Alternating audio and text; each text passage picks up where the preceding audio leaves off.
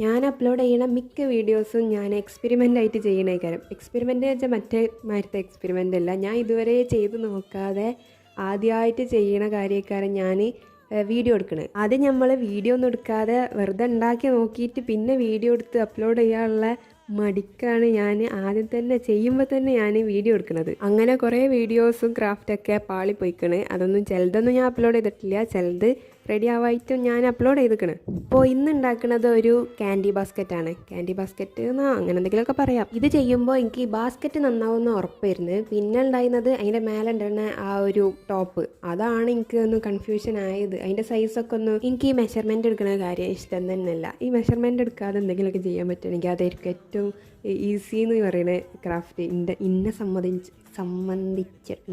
സംബന്ധിച്ചിടത്തോളം. ഞാനിപ്പോൾ ഇതിൻ്റെ ടോപ്പ് ഉണ്ടാക്കിയപ്പോൾ തന്നെ ഞാൻ സ്റ്റിക്ക് ചെയ്തതിൻ്റെ പ്രശ്നം തോന്നുന്നുണ്ട്.